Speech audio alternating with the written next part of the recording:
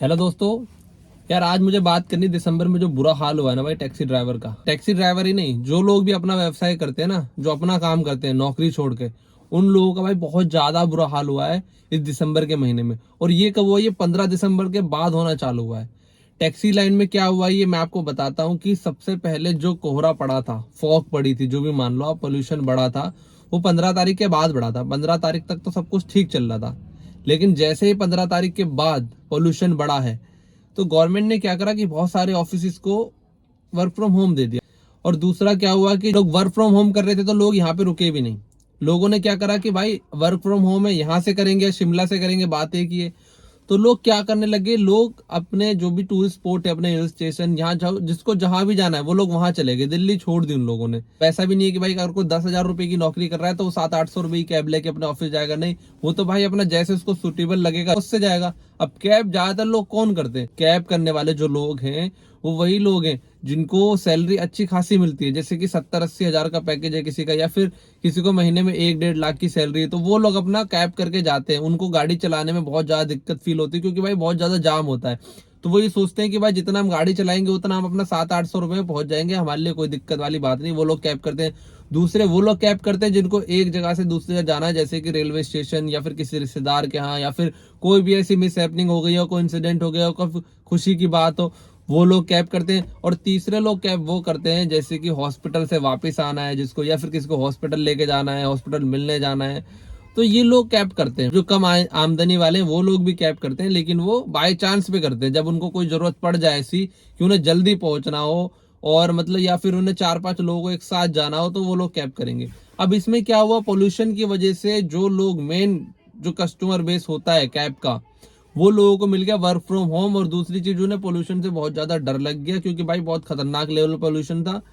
तो भाई उन लोगों ने क्या करा कि भाई बाहर जाना ही छोड़ दिया।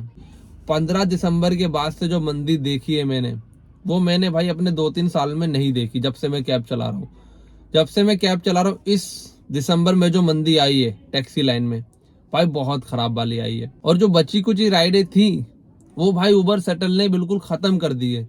जिस जगह से मैं राइड स्टार्ट करता हूँ फरीदाबाद से, वहां पे मॉर्निंग में मैं जब मैं गया था तो हर आधे घंटे के बाद एक शटल लगी हुई थी। अब शटल सेवा कहाँ कहाँ तक चालू हो गई है। फरीदाबाद से गुड़गांव, जो हमारी मेन इनकम आती थी वो फरीदाबाद टू गुड़गांव वाली राइड से आती थी, वो खत्म हो गई। सिर्फ 60 रुपए में गुड़गांव पहुंचा दिया जाता है, जबकि हमें उसके पहले 500, 600, 800, 1000 रुपए तक मिल जाते थे।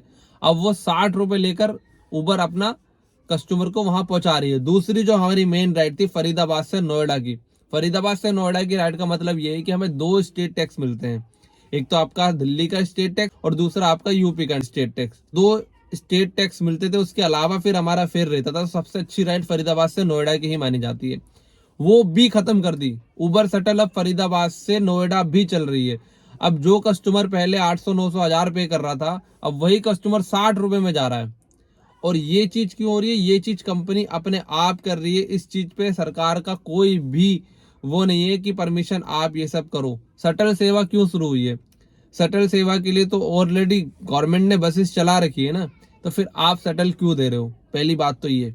और दूसरी बात ये, अगर आप शटल दे ही रहे हो तो हम जैसे लोगों को ये क्यों विश्वास दिला रहे हो कि आप टैक्सी ले लेके आओ, हम आपको काम देंगे? काम क्या दे रहे हो आप? 100 रुपए की राइड।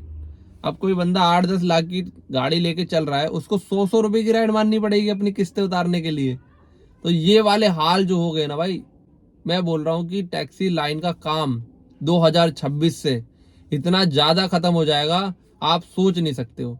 अगर आप नई टैक्सी निकाल रहे हो ना, तो भाई मेरी तो आपसे एक ही रिक्वेस्ट है, पहले आप ग्राउंड पे आ जाओ, किसी की टैक्सी 1 या 2 दिन चलाओ पहले, क्योंकि आपकी आईडी फ्री में बन जाती है अगर आपके पास ड्राइविंग लाइसेंस है।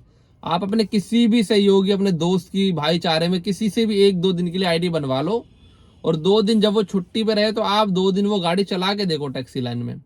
पहली बात तो आपको जिल्लत झेलनी पड़ेगी, दूसरी बात आपको इज्जत नहीं मिलेगी, तीसरी बात आपको ऐसा फील कराया जाएगा रोड पे कि आप सबसे सस्ती जान हो।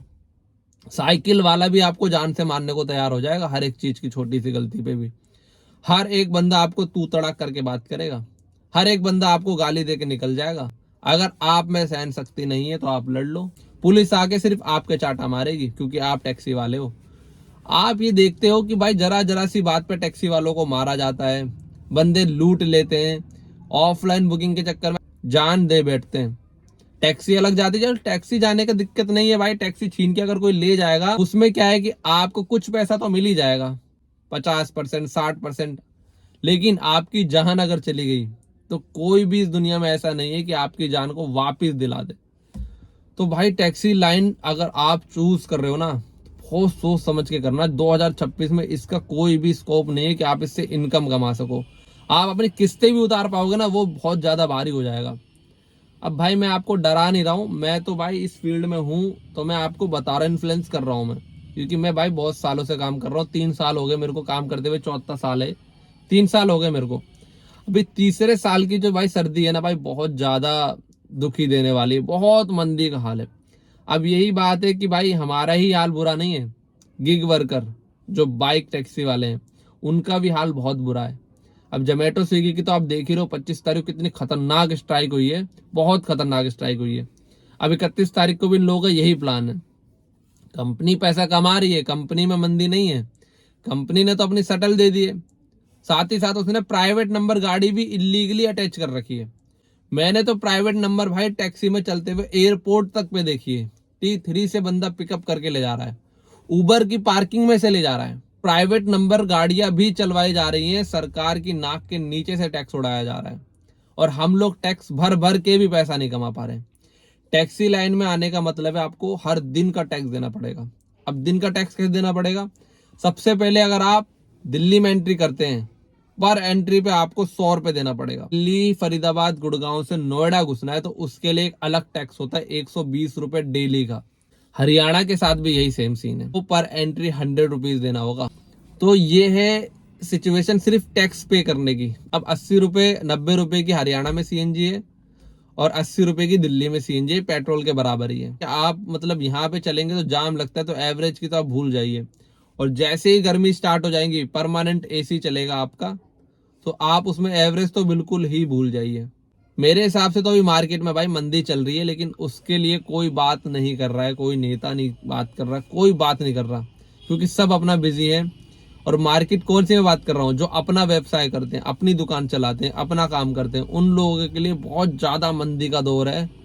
और उस चीज के लिए कोई भी एक बंदा बात नहीं कर रहा है। भाई मेरा तो अब यही है कि देख रहा हूँ फरवरी मार्च तक ठीक चला तो चला, नहीं तो अपन भी खाने की फील्ड में ही हाथ आजमाएंगे। बाकी थैंक यू, धन्यवाद, मिलते हैं नेक्स्ट वीडियो में, अपना ख्याल रखिए।